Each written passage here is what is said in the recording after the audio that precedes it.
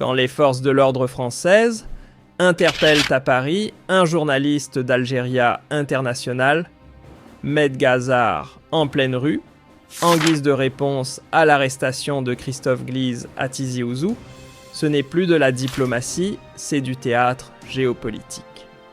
Un jeu de miroir où Paris semble encore croire tenir les ficelles d'un empire évanoui, tandis qu'Alger, de son côté, brandit haut et fort sa souveraineté comme une bannière qu'aucun compromis ne saurait ternir. Ce nouvel épisode illustre une fois encore combien la fracture entre les deux pays est profonde, alimentée par des réflexes coloniaux d'un côté et une fierté farouche de l'autre. Lorsqu'un mardi soir, les forces françaises ont appréhendé Mehdi Gazar tout près de son domicile parisien, une information relayée tant par l'agence de presse algérienne que par Algeria International, l'incendie diplomatique déjà brûlant n'a fait que reprendre de plus belle. Cette arrestation aussi spectaculaire qu'inattendue s'inscrit dans un climat où ressurgissent des réflexes d'un autre âge. Paris a annoncé à Gazar qu'il était classé dans le fichier S et répertorié parmi les personnes recherchées 2 outils d'exception normalement destinés aux profils considérés comme des menaces graves pour la sécurité publique. Une telle qualification totalement disproportionnée pour un journaliste rappelle les humiliations répétées qu'il endure depuis longtemps, notamment ses contrôles incessants à chaque passage dans les aéroports parisiens. Ajoutons à cela son exclusion de la radio RMC pour ses positions concernant le génocide à Gaza. Et l'on comprend que la pression exercée sur lui dépasse largement un simple incident administratif. Même si les autorités l'ont libéré par la suite, l'intention derrière cette manœuvre ressemble fortement à une riposte mesquine adressée à Alger comme une vengeance symbolique qui en dit long sur les arrière-pensées françaises.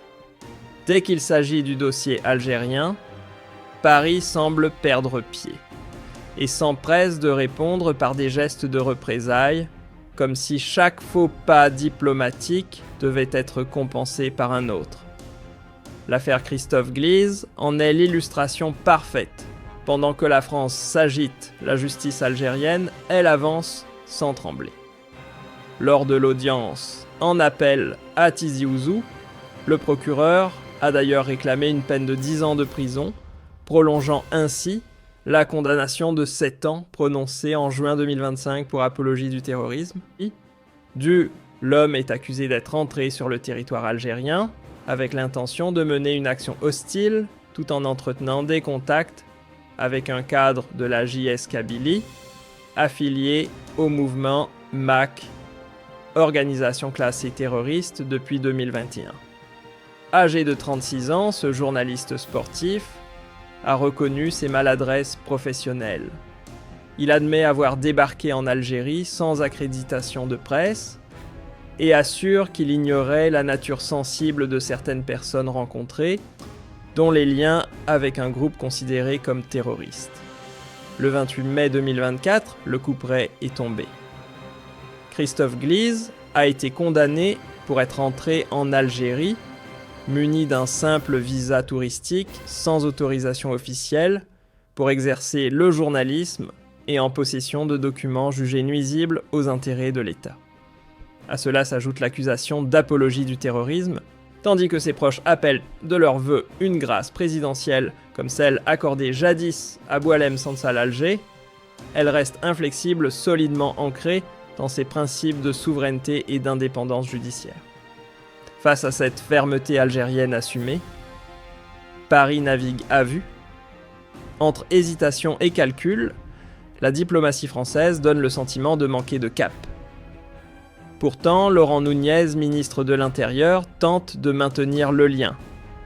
Il a réaffirmé son intention de se rendre à Alger, malgré la tempête causée par l'affaire Gliese. Car pour la France, maintenir le dialogue sécuritaire avec l'Algérie reste crucial, surtout sur les dossiers sensibles, comme l'immigration ou le crime organisé. Tandis que l'Élysée multiplie les appels pour obtenir la libération de Christophe Gliese, la confirmation de sa peine, en appelle à provoquer un tollé retentissant dans les cercles médiatiques et politiques de Français. Ce tumulte révèle en filigrane un malaise plus profond, la confusion d'une France qui vacille entre posture morale et perte d'influence réelle. Pendant ce temps, Alger, droite dans ses bottes, incarne une souveraineté fière et intransigeante, affichant une puissance tranquille face à une ancienne puissance coloniale en perte de repères diplomatiques. Dans cette ambiance tendue, Bruno Retailleau, figure de la droite dure et ex-ministre de l'Intérieur, n'a pas tardé à accuser Emmanuel Macron d'avoir traîné la France dans l'humiliation, en fléchissant devant Alger. Pour lui, ce n'est pas l'Algérie qui a été atteinte, mais bien la France bafouée. Il critique vertement l'Élysée et le Quai d'Orsay pour avoir enterré sa ligne dure, dénonçant un rapport de force inversé où Paris semble à la remorque d'Alger. Et selon lui, les choses sont claires, ce n'est certainement pas Alger qui fait la pluie et le beau temps, ce devrait être la France.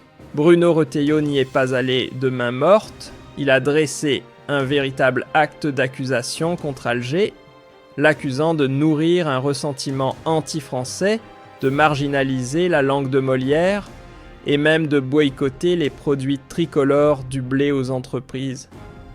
Et sans surprise, il pointe du doigt Emmanuel Macron qu'il accuse de plier sous la pression des banlieues, comprendre la communauté algérienne en France. Pour tenter de se dédouaner, il dénonce un sabotage interne, reprochant à l'Élysée et au Quai d'Orsay d'avoir torpillé sa ligne dure, notamment sur la politique des visas. Une manœuvre à peine voilée pour relancer sa vieille rengaine musclée à l'égard d'Alger. Mais derrière cette logorrhée offensive se cache une stratégie bien connue, celle d'une extrême droite, qui, au lieu de chercher des solutions, préfère souffler sur les braises pour récolter les voix. Une tactique qui sacrifie l'intérêt diplomatique sur l'autel des ambitions électorales. Pendant ce temps, l'Algérie imperturbable reste fidèle à ses fondations, l'état de droit et la souveraineté. Elle trace sa route, tournée vers l'avenir, avec la ferme conviction qu'un passé colonial appartient aux livres d'histoire, non aux négociations diplomatiques. Et il est hors de question pour elle de brader ses décisions ou sa dignité.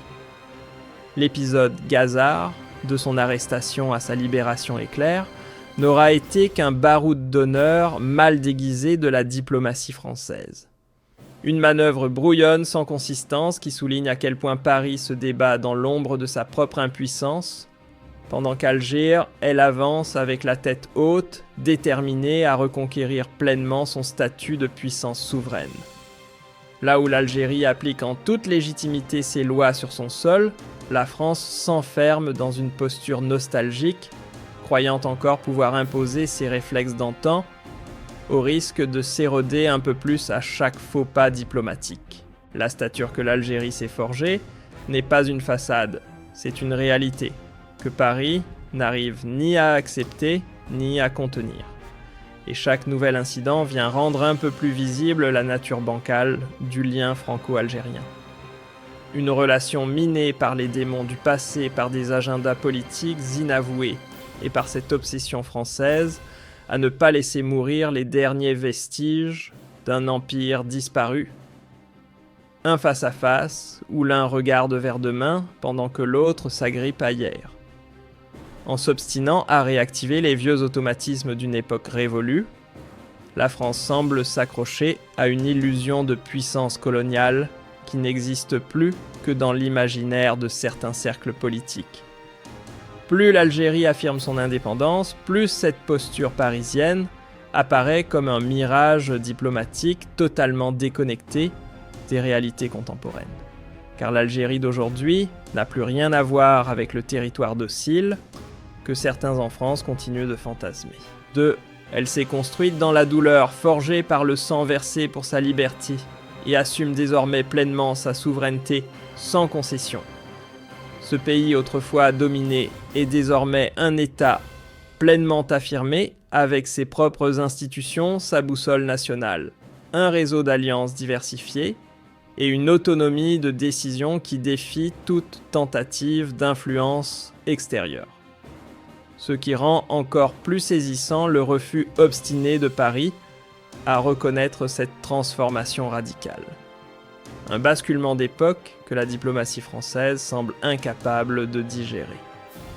L'interpellation de Medgazar, aussi absurde qu'excessive, illustre avec une clarté saisissante la tension maladive d'une France qui peine à admettre l'égalité de l'autre. Plutôt que de tendre la main au dialogue sincère, elle préfère s'enfermer dans des gesticulations autoritaires, croyant imposer le respect par le symbole et la répression. Une démonstration flagrante d'un malaise profond. En voulant riposter par des gestes diplomatiques mal calibrés, la France espérait sans doute réaffirmer son autorité morale sur la scène internationale. Mais au lieu de restaurer son prestige, elle n'a réussi qu'à dévoiler un peu plus la profondeur de sa confusion stratégique et l'érosion de son influence dans la région. Elle qui se drape volontiers dans les grands principes des droits de l'homme et de la liberté d'expression, n'hésite pourtant pas à faire taire ceux dont la voix dérange surtout quand leurs propos s'éloignent du discours officiel soigneusement contrôlé. Et pendant qu'elle proclame l'impartialité de sa justice à toute va, elle dégaine sans scrupule la fameuse fiche S, normalement réservée aux menaces graves, pour museler un journaliste dont le seul crime est d'avoir eu le tort de penser autrement. Dans cette affaire, l'Algérie ne s'abandonne ni à l'excès d'émotion, ni à la provocation gratuite, ni à l'escalade théâtrale. Elle agit au contraire avec la sobriété d'un État qui applique tout simplement ses lois. Le journaliste français n'est pas jugé pour ce qu'il est ou d'où il vient, mais pour ce qu'il a fait au regard des règles en vigueur, absence d'accréditation officielle, non-respect de la législation antiterroriste et interaction douteuse avec des entités classées comme séparatistes ou criminelles. Rien de plus, rien de moins. Il n'est ici ni question de vengeance, ni d'un quelconque règlement de comptes historiques.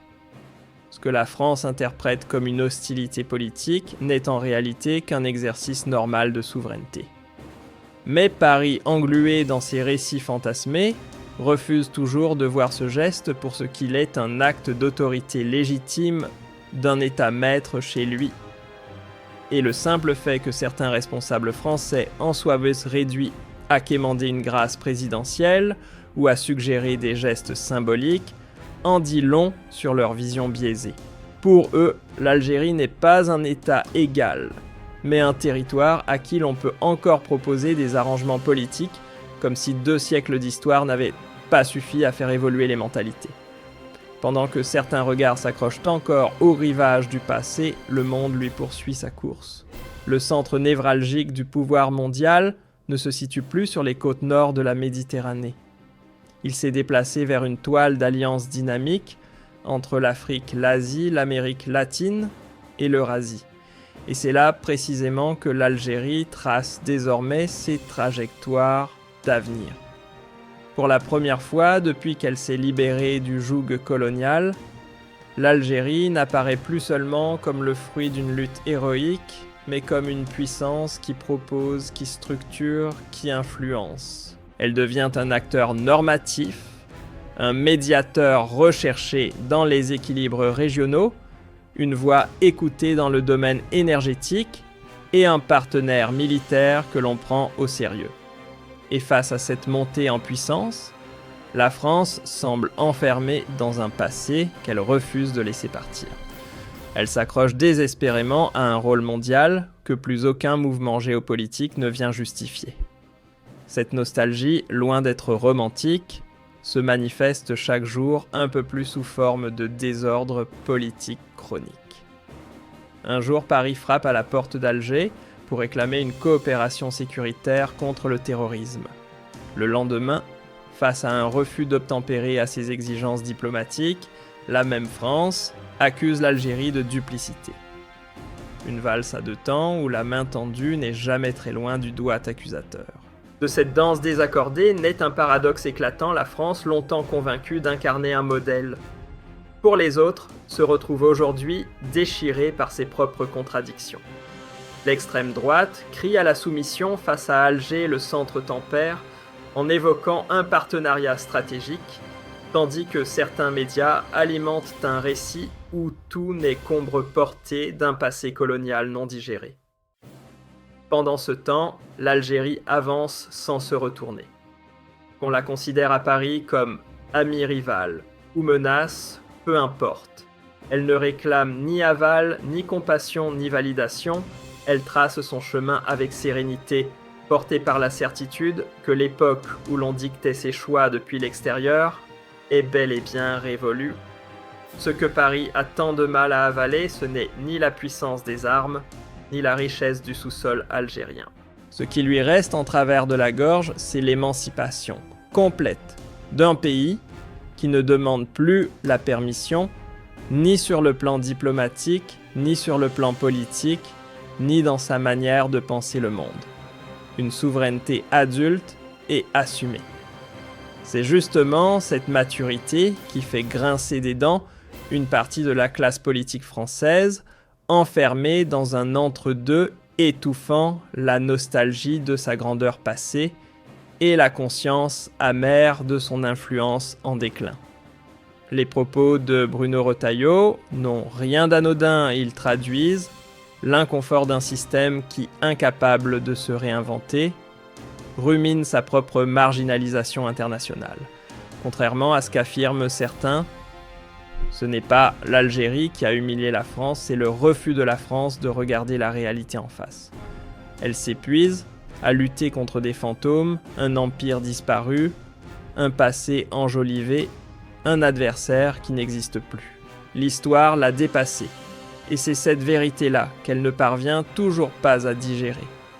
Paris continue d'agiter une vieille mécanique de domination qu'Alger ne reconnaît plus depuis longtemps, et qu'elle ne reconnaîtra plus jamais.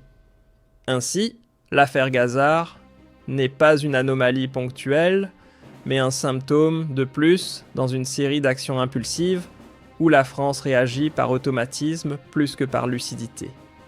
Cette gesticulation symbolique, loin de signifier un sursaut d'autorité, trahit en réalité un affaissement diplomatique.